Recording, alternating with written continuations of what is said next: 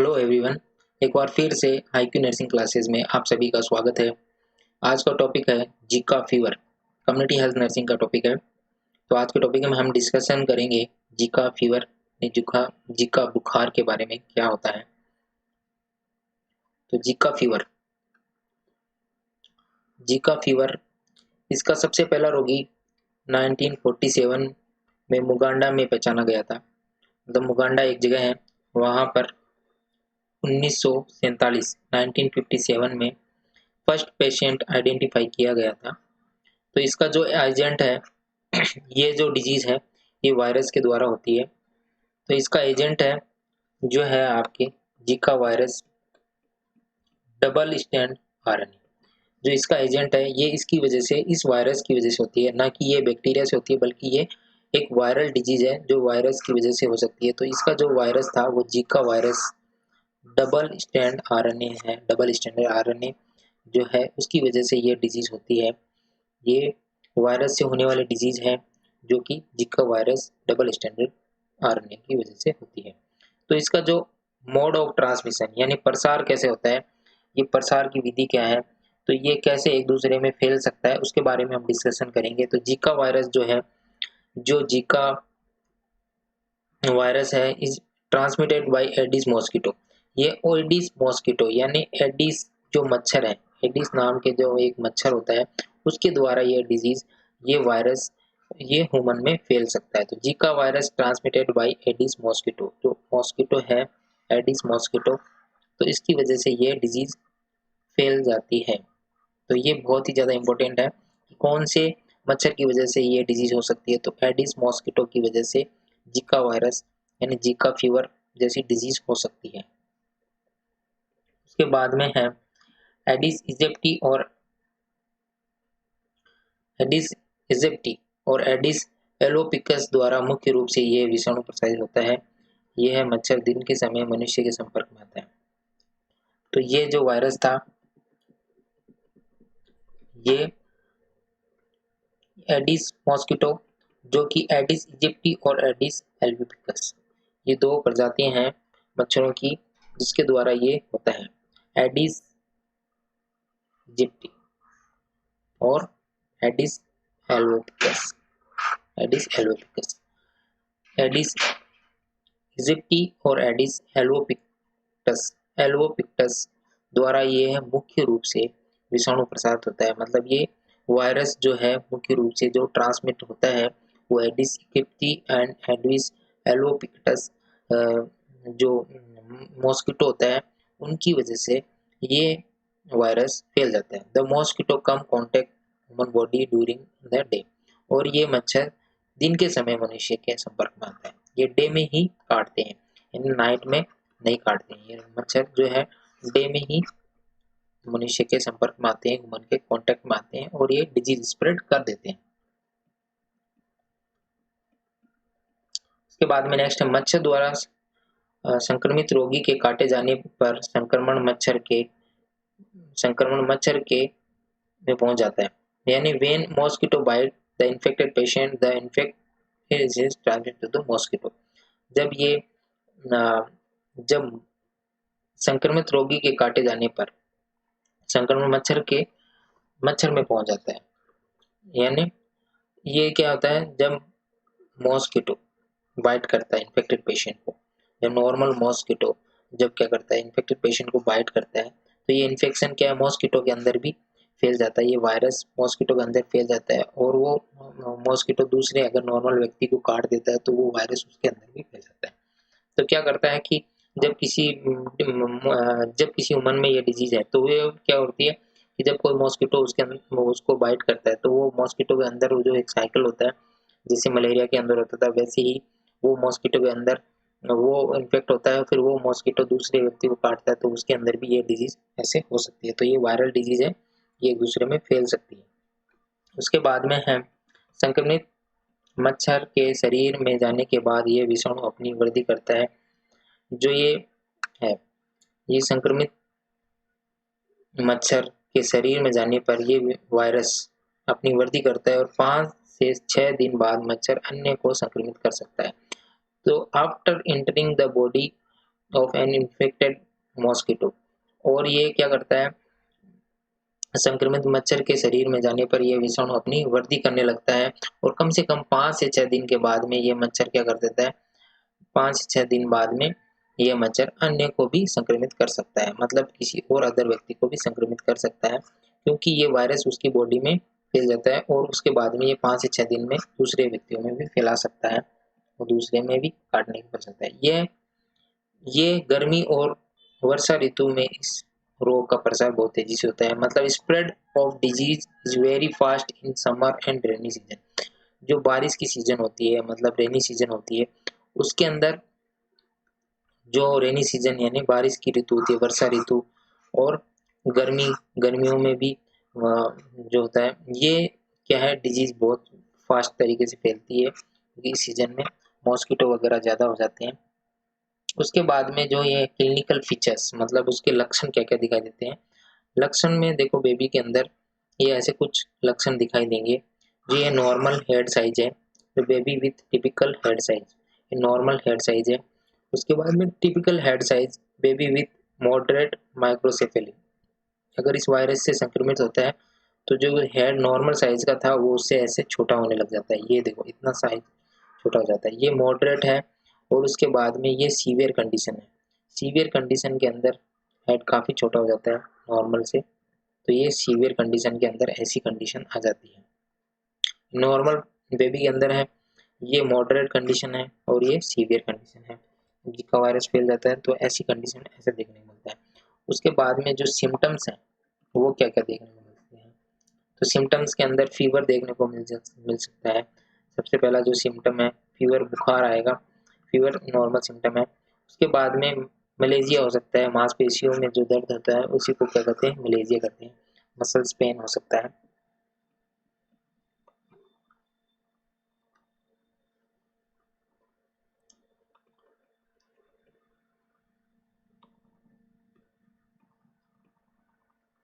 उसके बाद में और जो अदर सिम्टम्स हैं, उसको वोमिटिंग हो सकती है, वोमिटिंग मतलब उल्टी होना, हिंदी में वमन भी बोलते हैं इसको। और जॉइंट पेन हो सकता है, जोड़ों में दर्द, हेडेक हो सकता है पेशेंट को इसमें, और एनोरेक्सिया देखने को मिलते हैं सिम्टम्स, और पिरपिरा देखने को मिलता है, इसके बॉडी पे लाल चकत्ते हो सकते हैं। तो ये सारे सिम्टम्स क्या हैं, जिका फीवर के अंदर देखने को मिलते हैं। जिका फीवर के अंदर फीवर भी आता है, फीवर सबसे मोस्ट कॉमन सिम्टम है फीवर। उसके बाद में vomiting, joint pain, headache, anorexia, पिरपिरा। और डायग्नोसिस कैसे कर सकते हैं, डायग्नोसिस करने के लिए आप उसे ब्लड टेस्ट से पता लगा सकते हैं। ब्लड टेस्ट के द्वारा हम इसका टेस्ट कर सकते हैं, यूरिन टेस्ट के द्वारा पता लगा सकते हैं। तो डायग्नोसिस में हमें ब्लड टेस्ट और यूरिन टेस्ट के द्वारा हम लगा सकते हैं। और इस ट्रीटमेंट इसका क्या है, तो ट्रीटमेंट में क्या है, ट्रीटमेंट इसका इस अवस्था में पर्याप्त तरल लेना चाहिए, यानी लिक्विड डाइट ज़्यादा लेनी चाहिए, लिक्विड डाइट ज़्यादा से ज़्यादा लेनी चाहिए, तरल पदार्थ। और जो है सिम्टोमेटिक ट्रीटमेंट चलता है, जैसे जैसे फीवर का सिम्टम है तो फीवर के अंदर क्या देते हैं, एंटीपायरेटिक देते हैं। तो एंटीपायरेटिक में पायरेटिक्स मेडिसिन देते हैं। एंटीपायरेटिक कौन सी होती है, पीसीएम, पैरासीटामोल्स वगैरह। अगर वोमिटिंग हो रही है तो ओंडासेट्रोन दे सकते हैं, ओंडासेट्रोन दे सकते हैं। और अगर वोमिटिंग वगैरह हो रही है तो ओंडासेट्रोन दे सकते हैं। पेन हो रहा है, पेन हो रहा था तो कुछ डाइक्लो वगैरह दे सकते हैं। तो ऐसे सिम्टोमेटिक उसका ट्रीटमेंट करते हैं, यानी एनाल्जेसिक्स, एंटीपायरेटिक्स। देखो यहाँ पे जो मैंने बताया था अभी कि एनाल्जेसिक, एंटीपायरेटिक्स ये मेडिसिन दे सकते हैं। तो एनाल्जेसिक्स, एनाल्जेसिक दर्द निवारक जो पेन को कम करती है उसको कहते हैं एनाल्जेसिक, जो पेन को कम करती है। जैसे डाइक्लो की टेबलेट हो सकती है, डाइक्लो या आइबुप्रोफेन की टेबलेट हो सकती है। तो ऐसे कुछ टेबलेट ऐसे जो पेन को कम कर देती है। उसके बाद में एंटीपायरेटिक्स, तो एंटीपायरेटिक जो फीवर को कम करती है, फीवर को कम करती है। तो इसके अंदर पीसीएम, पैरासीटामोल्स वगैरह आती है।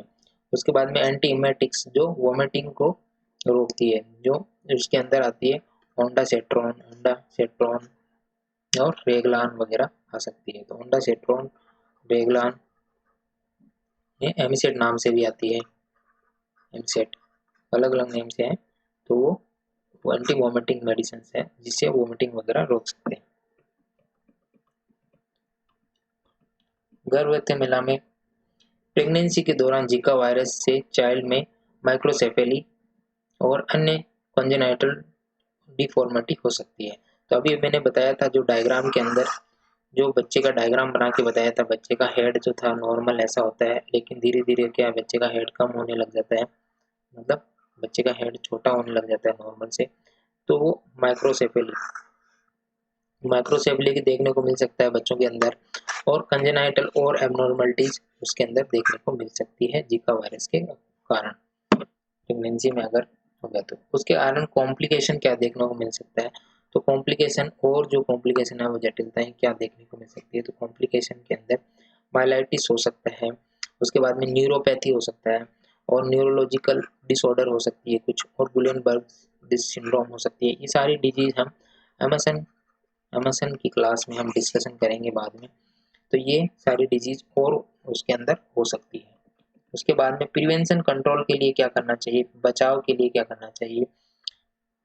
महामारी की दशा में जन समुदाय को रोग के प्रति जागरूक करना, यानी ये ऐसी महामारी के लिए लोगों को ज़्यादा से ज़्यादा जागरूक करना चाहिए। In case of epidemic to make the public aware of the disease, इस डिजीज के बारे में लोगों को ज़्यादा से ज़्यादा जानकारी होनी चाहिए, जिससे क्या वो मॉस्किटो पे कंट्रोल कर सके। अगर वो डिजीज स्टार्टिंग में हो रही है तो जल्दी से जल्दी उसका ट्रीटमेंट करवा सके। तो ये जागरूक करना लोगों को बहुत ज़्यादा जरूरी है। उसके बाद में है का संक्रमण। जीका का संक्रमण मच्छरों द्वारा एक व्यक्ति से दूसरे को होता है, यानी एक व्यक्ति से दूसरे व्यक्ति को हो सकता है। इसके लिए मच्छरों पर नियंत्रण करना जरूरी है। इसके लिए कचरा, गंदा पानी एक जगह पर एकत्रित नहीं होना चाहिए। तो क्या है, जीका वायरस क्या होती है, एक दूसरे से ये डिजीज स्प्रेड होती है, यानी एक व्यक्ति से दूसरे व्यक्ति में हो सकती है। तो इसके लिए अपने मच्छरों को रोकना चाहिए, मच्छरों पर कंट्रोल करना चाहिए। तो ये जो गंदा कचरा होता है, गंदा पानी इकट्ठा हो जाता है, कचरा इकट्ठा होता है, तो वो नहीं हो, तो साफ सफाई के अंदर ज्यादा मच्छर नहीं होंगे, तो गंदगी के अंदर ज्यादा मच्छर पैदा होते हैं। तो Zika is transmitted from one person to person by mosquito, यानी एक पर्सन से दूसरे पर्सन में मॉस्किटो के द्वारा फैल सकता है। For this mosquito should be control of which garbage and dirty water should be not allowed to collect one place, यानी एक जगह पर एकत्रित नहीं होने देना चाहिए, जिससे कि मॉस्किटो को कंट्रोल किया जा सके आसानी। बरसात के दिनों में ये अधिक फैलता है, तो the disease spread during the rainy season, that why full sleeve T shirt should be worn during the time, यानी फुल आस्तीन के जो शर्ट या टी शर्ट पहननी चाहिए बारिश के दिनों में। और बारिश के दिनों में जब कीचड़ वगैरह गंदगी ज़्यादा होती है तो उसके कारण ये ज़्यादा देखने को मिलता है, ज़्यादा फैलता है। इसके लिए आपको क्या करना चाहिए, उस टाइम आपको क्या है, फुल आस्तीन की टी शर्ट पहननी चाहिए। हाफ बाजू की जैसे अभी मैंने पहन रखी है ऐसी नहीं पहननी चाहिए। फुल आस्तीन पहनोगे तो वो मच्छर काटने की आपको उसको प्लेस नहीं मिलेगा, जगह नहीं मिलेगी, तो वो नहीं काट पाएगा। अगर आप खुले मतलब रहोगे, टी शर्ट में रहोगे या बनियान में रहोगे, तो मॉस्किटो ज़्यादा काटने के चांसेस हैं और उससे डिजीज ज़्यादा स्प्रेड हो सकती है। और बारिश में कीचड़ वगैरह ज़्यादा हो जाता है, तो उसके कारण मच्छर ज़्यादा पैदा होते हैं, और उस सीजन में आपको ज़्यादा से ज़्यादा ध्यान रखना चाहिए। उस टाइम मॉस्किटो जो मारने की जो क्रीम आती है, ओडोमॉस वगैरह क्रीम वगैरह यूज करनी चाहिए, नेट लगानी चाहिए, मॉस्किटो नेट लगानी चाहिए। और जो कुछ जैसे गुड नाइट वगैरह आती है मॉस्किटो मारने के लिए, तो उसका यूज करना चाहिए, जिससे क्या आसानी से मच्छर को मारा जा सके या फिर मच्छरों से बचा जा सकता है आपको काटने से।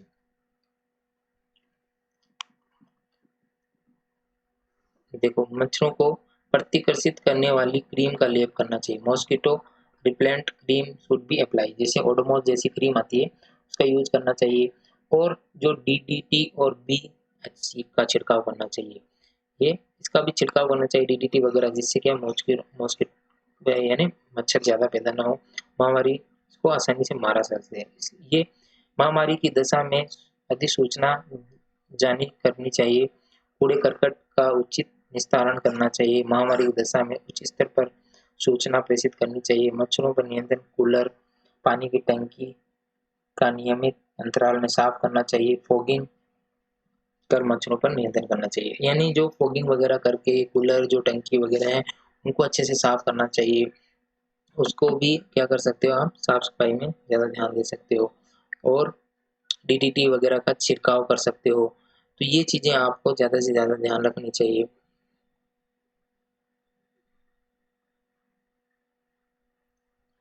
जो डीडीटी और बीसीजी का छिड़काव करना चाहिए, फॉगिंग वगैरह करनी चाहिए, जो कूलर का पानी होता है, टंकी का पानी होता है, उसकी सफाई करनी चाहिए।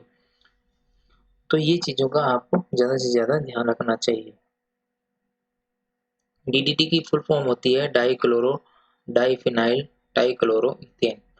तो ये डाइफिनाइल ट्राइक्लोरोइथेन इसकी फुल फॉर्म होती है। तो ये डीडीटी की फुल फॉर्म होती है। उसके बाद में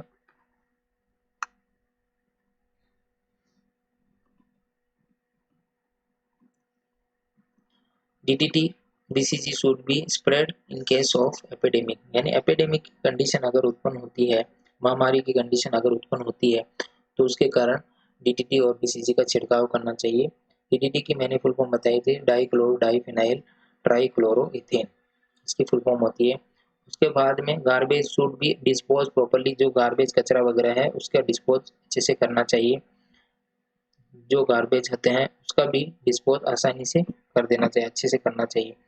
उसके बाद में in case of epidemic information to be send in higher authority, अगर एपिडेमिक की इंफॉर्मेशन हायर अथॉरिटी को भी देनी चाहिए। ज़्यादा अगर मात्रा में अगर फैल रहा है तो उसकी इंफॉर्मेशन हायर अथॉरिटी को भी देनी चाहिए। और जो BHC की फुल फॉर्म होती है वो होती है BHC की फुल फॉर्म होती है बेंजीन